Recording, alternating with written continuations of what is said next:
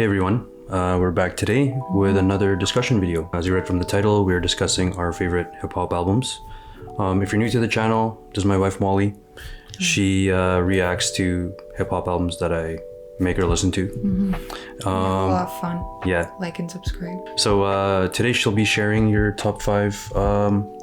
Favorite albums that I have reacted to so far on this channel. And then in turn, we'll share 5 of my favorites, just discuss. So I wanted to limit myself to one album per artist just to make it fair. Only one album per artist, excluding if that artist is collaborating with another artist on that album. Oh, okay. Yeah. Interesting. So that's because I thought that was unfair to just exclude those. Yeah, sure. Okay, so that's my criteria that I'm sticking by. I'm looking forward to this because I actually don't know your 5. I know about 3 of them for sure. Yeah. And then for me, when it comes to these kind of lists that you see on the internet and you read on the internet, you always get the usual suspects, the Illmatics, the Mad Villains, the Good Kid, Mad, or To Pimp a Butterfly, whatever. That's not what I'm gonna do because I'm just like that. Pretentious. Yeah. So I'm just gonna share like just 5 of my favorites that maybe are not discussed in that way, that maybe some of you may have overlooked or consider underrated. So yeah. Archie's also already discussed some of his favorite rap albums before. Right. Do you want to start? If we start with Archie, then my number 1 will be the grand finale. Yeah. Okay. So, Perfect. Yeah. All right. So the first album I'm gonna talk about is from 1996 by A Tribe Called Quest, which is called Beats, Rhymes, and Life. I know this isn't the one that most people would be talking about, or most people talk about Low End Theory or Midnight Marauders, but this is the one I've been going back to moving forward. So it's their 4th album. It has a little bit of a darker tone compared to the other 2. So A Tribe Called Quest has 2 rappers in it. There's Phife Dawg and Q-Tip. So around this time, Q-Tip converted to Islam. Phife Dawg had moved to Atlanta from New York. And then for whatever reason, this rapper named Consequence, who is Q-Tip's cousin, was all over the album too. You might know Consequence from his work with Kanye now. But it was like kind of a confusing time, and Phife Dawg said that their chemistry was not very good on this album. However, I love the album. It sounds amazing. They got Jay Dilla to produce a few songs. I wouldn't say that was the first time I heard of Jay Dilla, but what he brought to the table was amazing. Yeah, it's just an amazing album. I think it's underrated. As I said, they talk about the other 2, even the first one. They talk about that more than this one, but I think the beats are smooth. The production's a bit more clear than the last few albums, and it's just a nice album to kind of chill to. It has one of my favorite Jay Dilla beats, Get a Hold. It has the singles Once Again, Stressed Out. I remember seeing those music videos when I was younger. So yeah, so that's my first recommendation, Beats, Rhymes, and Life by A Tribe Called Quest. So that's your number 5?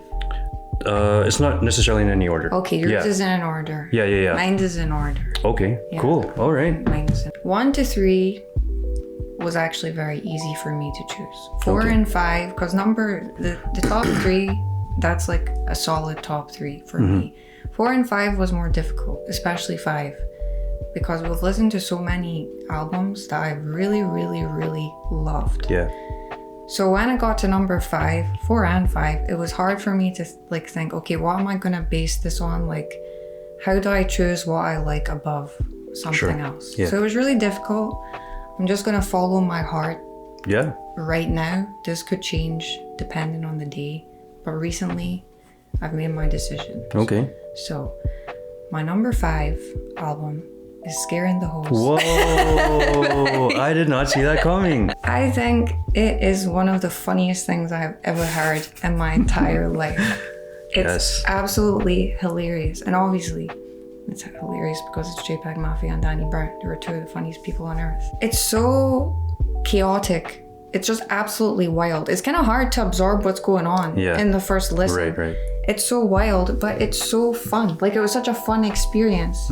I guess also because it's so funny. But it's just like, what the hell is going on? It was so much fun. But then like, and the like my initial reaction I think there was a lot of like shock. Yeah. Because first of all, it's like, what are you doing? Like, what's happening? How are you doing this? And then what they're saying is also kind of shocking. Yeah. So you're kind of distracted by that, but it's interesting enough that you want to go back to it. Like there are bangers on this album. Yes, so you do go back to it, and then you realize it's actually really catchy. A perfect example, I think, is God Loves You. I'm not surprised. You play this in the car. I play this constantly.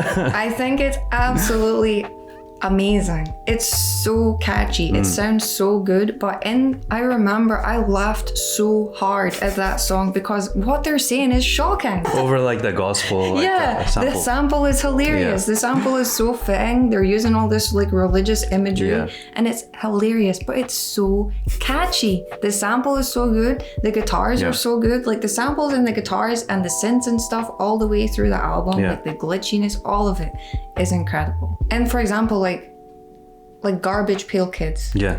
The start of it, the sample is like Japanese ads or something. Yeah. And you're like, are they gonna actually use this throughout the entire song? How? And then they do. Yeah, I'm blown away right now. I didn't think that was so funny. Like, I know you love that song. You play that song in the car. But wow, yeah. And yeah, you're right. It's very chaotic. But if there's two rappers that can rap on chaotic shit, it's those two guys. Yeah, for sure. They just find a way. Yeah. Yeah. Wow, that's a great pick. Yeah. Very solid. So I'll give 3 of my favorite songs from each album. Yeah. So God Loves You, of course. I love that song. Can't stop listening to it. I listen to it like every day right now. I think it's hilarious. What? It's just so catchy. Just God Loves You, Scaring the Hose, and Garbage Pail Kids. Nice. Yeah. Wow. Yeah, love those songs. I'm blown away, guys. Okay, clearly you were not scared. I guess my second suggestion for you guys is my second favorite project from Nas. And it's not one that you guys will probably guess, but it's from 2002 called Lost Tapes. So Lost Tapes is a collection of B-sides that were collected from or recorded from 1998 to 2001. So Nas had a third album called I Am, and it was supposed to be a double album, but a bunch of the songs leaked online back in the day when MP3s were a thing. So then what happened was that he and the label decided to just scrap the idea, put out 2 different albums. The second part of that, the 2 albums did not do well critically. However, you see where Nas is now, it doesn't really matter. But some of the songs that were leaked ended up on Lost Tapes. I think Lost Tapes is one of my favorites because he's not rapping from the Nas Escobar or the Nasty Nas moniker. He's just like straight up very like, the topics are more introspective, more nostalgic, rapping about socioeconomic type stuff. The production is amazing. It's minimal. There's piano samples. This is the first time I ever heard Nas on an Alchemist beat. Oh wow. Yeah, on No Ideas Original. He has a song called Fetus, where he's rapping from the perspective of a fetus in his mom's belly. Wow. Yeah. So it's intense. He has a song called Papa Was a Player where he's rapping about his dad. Wow. Yeah, it's insane. Like, that's why I say it's one of my favorite albums, because it's just stripped of all the kind of superstardom, I guess. Trying to be like number one or the best. Rapper is just more about him and his environment. It's available on streaming. It's on Spotify. For whatever reason, Fetus is not on the original version, or it's not on the streaming version, but it's available on the clean version of the album, which is weird. Yeah, if you're new to Nas or you want to get into some Nas, obviously Illmatic is the one. But I would suggest listening to Lost Tapes. Lyrically, it's amazing. As I said, the beats are they're for the most part very chill, and yeah, I mean, like the true essence of Nas can be found in that album. So I think my favorite songs from the album, No Ideas Original, just because of it's an amazing song, but that's the Alchemist beat. No Ideas Original. Fetus, obviously, such an amazing concept, amazing track, and I'm gonna say Do Rags, just an amazing chill piano sample. Yeah. Great. My number 4 was between 2 albums from the same artist. It was between Graduation and My Beautiful Dark Twisted Fantasy. Okay, nice. By Kanye West, of course. Yeah. it could go either way. Earlier when I was thinking about this, I've already decided what I'm going to talk about, but then I was like, should I have chosen the other one? Like which one? But today, I'm staying true to why I feel today. I'm going with Graduation. Wow. Yeah. You know, I think My Beautiful Dark Twisted Fantasy, I think is a masterpiece. Yeah. I think it's incredible. But I love the way Graduation makes me feel. Yeah. I think it's so uplifting. It's so, like, I know that there are obviously different themes in it.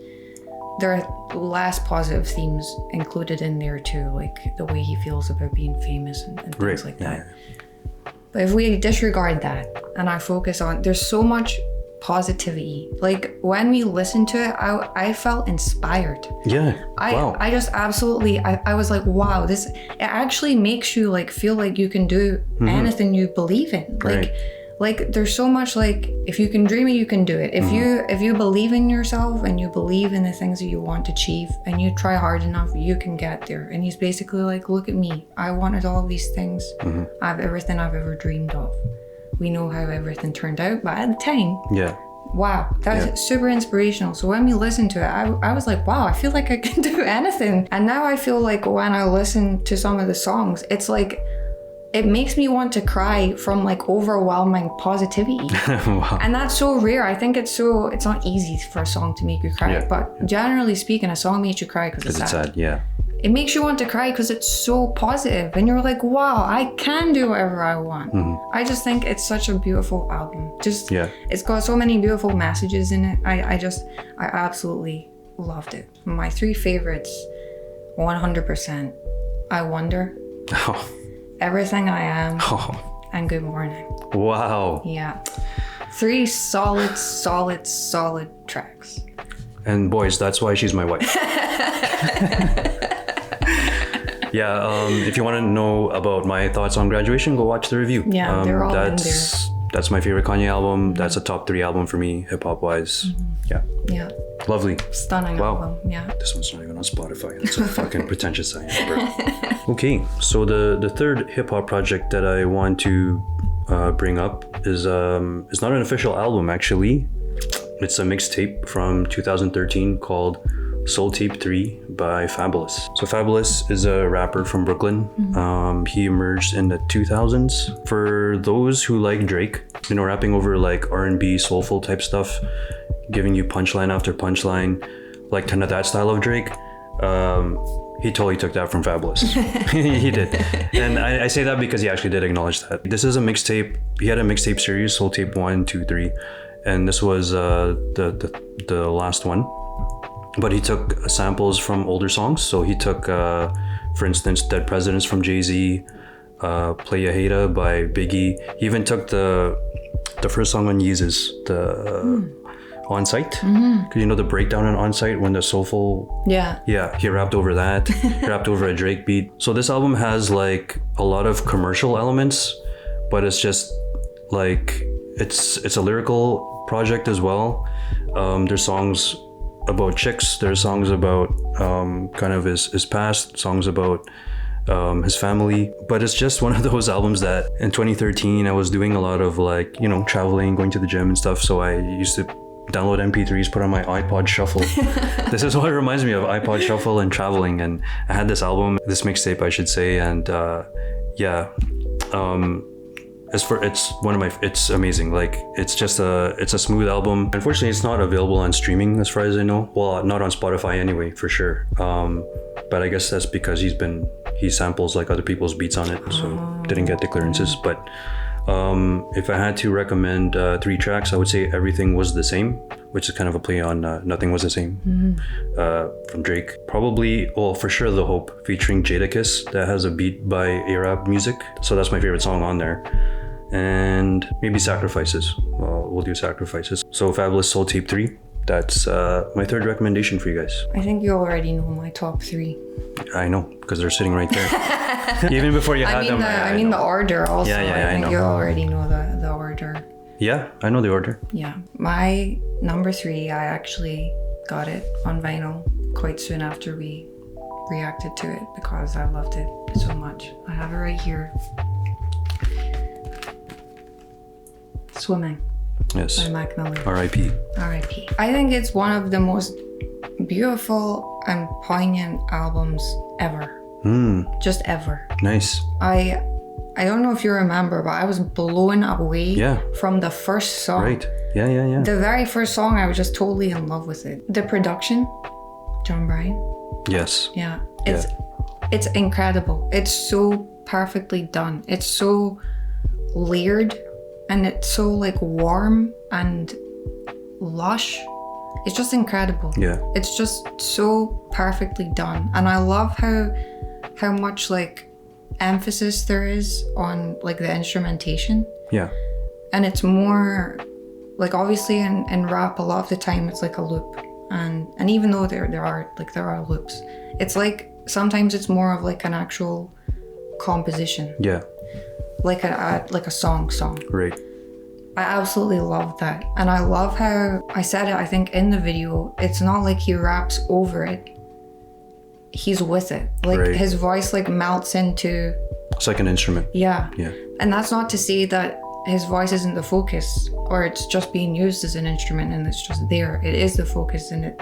But it just blends so beautifully. Yeah. And he has an amazing voice, like his singing and his rapping. He has an incredible voice and it's really comforting to listen to, I think. I think like the synths especially, like the ascensions of synths, especially at the end of the album, at the end of So It Goes. Wow, that sounds like an ascension to heaven. Yeah. It's just absolutely beautiful. I can't see enough good things about that. Yeah. I wasn't sure at first if I was going to choose Swimming or Circles because I was blown away by both of them. Yeah. I chose Swimming because there's more. They're both stunning and they're both devastating, but there's more relief on Swimming. I agree. Yeah. Like What's the Use is super funky and fun, upbeat, whereas Circles is just like. It's heartbreaking. It's heartbreaking, and especially knowing that it's like posthumous. I think it's special in that my mom is also now a huge Mac Miller fan. She loves Mac Miller. She loves Mac Miller. It's amazing, and I love that I can share that with her. Yeah. One thing I'll add about the album, just kind of piggybacking off what you said earlier, sometimes you kind of forget it's a rap album. Yeah. Yeah, because like you said, his voice, his delivery, whether it's rapping or singing, is really blended into this composition where it's not just, and I don't like to say it's just a loop because that's kind of the basis of most rap music. Yeah, but that's not a bad thing. No, not at all. But like you said, it's more composition of traditional song structure. Yeah, absolutely love it. My 3 favorites, I'm gonna choose What's the Use? Of course. Dunno. So beautiful. Yeah. So sad. And Come Back to Earth.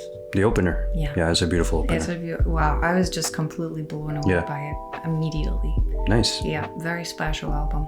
It is. Yeah. So the 4th album I'm bringing to the table is from 2001. It's a CD I bought. I remember this day because I was coming home from university. I went downtown. I was taking a bus. And then I bought this album along with The Strokes' Is This It? Oh, wow. Yeah, for whatever reason. I bought 2 CDs that day. And that's Phrenology by The Roots. Oh, wow. You do love this. Yeah. It's one of my favorite album covers. I didn't mention it. I forgot to mention it in that last video, but it's the funny story about this album cover is I had the CD and it had the booklet inside, and my sister was working on an art project or something. She was in high school at the time. So she took the booklet, and after a few weeks, I'm like, hey, where's the booklet? And she replaced it with the drawing that she drew at school, thinking I wouldn't notice. And I'm like, nah, bro. But anyway, I feel like this is an underrated album. When people talk about the best Roots albums, I don't hear it mentioned, even though it's critically acclaimed. I think it's their most experimental album. Well, maybe I shouldn't say that, but it was I would say their first time kind of like really pushing the boundaries of hip hop. I think most people know the Roots, most young people kind of know the Roots as the band for Jimmy Fallon. Maybe most don't really know their actual music, that they actually make great, like they're one of the most consistent entities in hip hop, like super underrated. They've been around since early 90s, possibly I think late 80s if I'm not mistaken.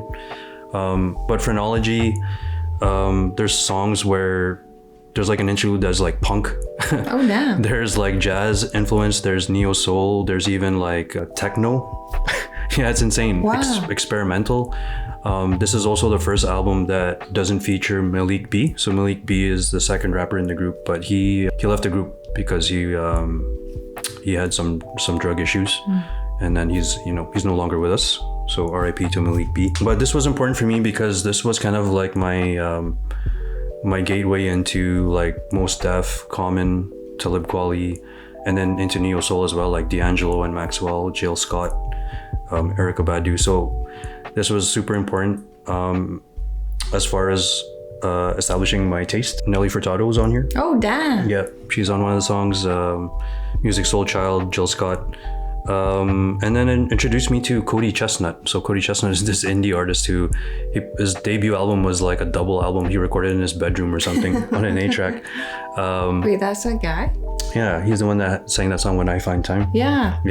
Look that up. Cody Chestnut Headphone Masterpiece. It's like a mess, but it's like amazing. That was one of my favorite albums around this time. But yeah, I think my favorite songs would have to be Thought at Work. That's just Black Thought, just going crazy. Probably The Seed featuring Cody Chestnut.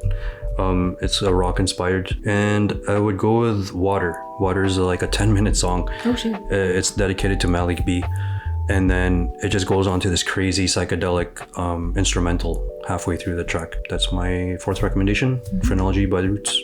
My second favorite album that we've reacted to, Good Kid, Mad City by Kendrick Lamar. Yes. One of the greatest albums ever conceived.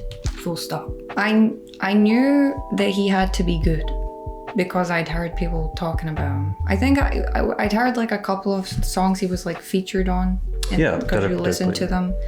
But I didn't really know him. I was not familiar with his game. But I heard people talking about him all the time. When you hear people talk about the same artist all the time, you know there has to be something good. They have to offer something. I had no idea the extent of what he offers. Yeah. How is this his studio debut? How are you so talented that you craft Good Kid, Mad City? It's a short film by Kendrick Lamar. It's literally like a short film. Mm-hmm. The production, like the soundscape that they create, the narrative, the storyline, everything. Like, you don't have visuals, but they like paint such a vivid picture in your head. Like, you can close your eyes and it's like you're placed there in these songs. Mm-hmm. It's perfect. It's amazing. I think, I can't be sure, but I think this was the first time, it's the first time I've ever at least paid attention to an album that has, I don't want to say linear, I don't mean linear like strictly chronological, but it has a very linear storyline in that it's the same, it's not just a connected theme throughout the album, it's an actual story that you follow. Yeah. Even though it kind of, like it might go back in time and forward. It's still got this story all the way through the album. I thought that was so interesting, and it's such like a gripping story. Like you want to know more. You want to find out what happened. So like it has that. It has all of these things going for it. But then the way that he expresses himself, like he's amazing. I think he's one of the most talented people in the world. I say that I think in every video we do with Kendrick Lamar. I think I feel like he expresses himself so poetically. I think it's amazing that he can make songs that sound so good. Yeah. Like you listen to them, you don't need the lyrics. If you just listen to them, you hear the song, you're like, wow, that's amazing. It sounds so good. But you read the lyrics, you read deeper, you listen to it in the context of the album, and it's so profound. How does he mix like being able to sound that amazing? Sometimes you have to choose one or the other. Sacrifice a little bit. Yeah, he doesn't sacrifice anything. He just does everything consistently. 10 out of 10. One of my favorite albums of all time, easily. Likewise. Yeah. My favorites, Swimming Pools. I listen to that constantly. Of course, yeah. I think like that's a perfect example. I feel like we reference that constantly, like a perfect example of a song that just sounds so good. We spoke about how it's like a party anthem basically. Yeah. And then if you read the lyrics, it's so much deeper. Yeah. So swimming pools, backseat freestyle. Yeah, I know you love that one. I listen to that Yeah. all the time. You put that on in the car all the time. I listen to it in the gym all the time. Yeah. I love it so much. It's so much fun. Yeah. And I think I'm gonna go with the Art of Peer Pressure. Oh, I thought wow. about Bitch Don't Kill My Vibe. Mm-hmm. But Art of Peer Pressure, I love how it starts off It's different. like smooth. Yeah. And then when it changes Yeah. and it's like driving at night, Yeah.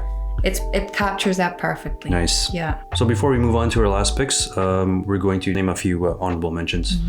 Got some on here. So I'll give you three. 1992, Bizarre Ride to the Far Side. If you're into like jazzy, old school, fun hip hop, this was the album that kind of got me into real hip hop, if you want to call it that. Kanye West's favorite album as well. 2016, Past Cloaks by Chester Watson. This is an album this was a rapper I found on SoundCloud. Oh. Yeah, this was the first time I ever followed an artist on SoundCloud, and he was like 15, 16, 17 at the time. Wow. Yeah, if you're into those like monotone lyrical rappers like Doom, Earl, in production like Doom and Madlib, I would highly suggest Chester Watson, Past Cloaks. My last honorable mention is Freddie Gibbs and Madlib, Bandana from 2019.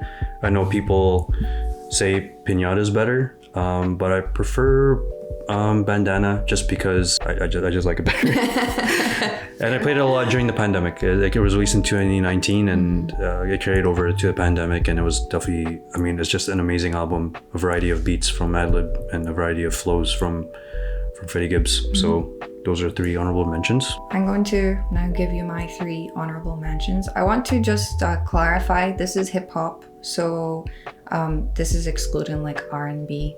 So no Frank Ocean, no Weeknd, anything like that. Because I absolutely adored it. So shout out to them, but they're not involved in this list. My first honorable mention is Rodeo by Travis Scott. Oh shit. Yeah. Wow. Based purely on the production. Yeah. I have never heard production like that in my life. It like floored me. Wow. On that video, there's a wow counter because I see it so many times. I couldn't stop myself. Second honorable mention, I'm going to say 2014 Forest Hills Drive. Oh, nice. Yeah. Yes. And my third honorable mention is Mad Villainy. Oh, wow, look at you. That was the first, don't watch it, please. Please don't watch that video. The production value was so bad. It's bad. It's really man. bad. Don't watch it, but it was the first video that we ever did. So for that reason alone, it holds a very special place in my heart. Right. Aside from that, it's just like, Yeah. it's masterfully done. All right, so I will share with you one last album, fairly recent one, 2021, by a TDE artist by the name of Isaiah Rashad. Oh, Yeah, The House is Burning. Rashad. The House is Burning by Isaiah Rashad. Yeah, obviously Kendrick Lamar, one of my favorite rappers of all time. Obviously, Isaiah Rashad is on the same label. I think he's my second favorite artist on that label. I mean, I guess technically Kendrick's not on there anymore, but obviously there's a Schoolboy Q and J-Rock and SZA and Sir and Dab-Soul and all these other guys. But I don't know. I connect to Isaiah Rashad. I just, even if you don't listen to the lyrics or read the lyrics, the vibe is amazing. Like that's enough to put it on this list or to put it as one of my favorite albums. Just very like sunny, sunsets, summertime, and it's just so smooth. Like it's so nice to chill to. Yeah, I don't know. Like I don't know how else to describe it. I just love the vibe. You could really put him in between like neo soul and I don't want to say like trap, but more modern hip hop. His flows are amazing. I love Isaiah Rashad. I used to play this a lot in the car when you were in the car. So you're kind of somewhat familiar with it. I guess you haven't really heard the whole album before, but I've heard, I know a couple of songs. Yeah. And let us know if I should react to Isaiah Rashad, because that would be a great pleasure for me. So yeah, I mean, even though I said like it's a lot of vibes, like thematically it's really like, so The House is Burning is kind of like this his way of saying like, if the house is burning, it's your choice if you want to go back and get your things, but then you're kind of sacrificing yourself if you're going back. You could either do that or start all over. You know, so for him, he was talking about like, you know, getting a fresh start. I believe he didn't release this album, like there was a huge gap in between the previous album, Sun's Tirade, and this one. And so a lot of things were going on in his life, and so it's good that way. But like I said, it's pure vibes. The last thing I'll add was he was actually in town here, but we couldn't watch him because we were on our honeymoon. Oh. So also it was funny because when we were in Paris, like remember we went to Pizzu? Oh, and they were playing His Rashad, and we went to this pizza restaurant in Paris, probably one of our favorite places favorite restaurants that we've ever been to. Yeah. And they were playing a Sarah Shot. I was like, God damn. The grand finale. I wonder what it could be. If you're a real one, so to speak, then you already know my favorite album. One of my firm favorite albums of all time. I listen to it almost daily. It's a Atrocity Exhibition. Oh, it's falling out. It's this way. It's still the wrong way. It's Atrocity Exhibition by Danny Brown. Yeah, the homie. I am so grateful, eternally grateful, that I got to experience it the way that I did. With headphones, the lyrics, and with you to kind of guide me through it with like the storyline and the concepts and things. I am so grateful for that. It was an amazing experience to the point that I was genuinely sad when it was ending. Wow. And you might remember when we finished the video, it was really late and we were absolutely starving. We went to McDonald's drive-thru. Okay. Right after we recorded the video. And we listened to it in the car. That's right. Immediately after. That's right. We just finished recording. Wow. I was like, we need to listen to this again because I loved it so much. Yeah. A few days after, we went to Scotland to see my family. And then we also went to Paris while we were in Scotland. Yeah. Every single flight on the way there and the way back, I listened to it on repeat. I didn't really know what to expect when we listened to it. First of all, because you kept saying to me, oh, I don't know if you're gonna like this. I'm not sure if you're gonna like this. I don't think you're gonna like this. And also because I had already seen the Danny Brown show and I knew he was hilarious. So I kind of expected it to be lighthearted. Yeah. And hilarious. And it is. There are funny lines. There are such funny things he says in there. But it's mostly very, very, very sad. It's like watching a car crash. The way they like curated the soundscape to perfectly reflect what's happening. Yeah. Like this crazy drug trip. Like, ain't it funny? Literally sounds like you're like in a club or at a party and there's like strobe lights and you're on drugs and your heart is racing. It's super overwhelming. Your heart is racing, you're sweating. Incredible. Like, it's perfectly captured. White lines. Like he's talking about, he's saying, I hope it's not my time to go. Like is he going to die from all of these drugs? Yeah. And the beat is an Alchemist beat. It's an Alchemist beat, yes.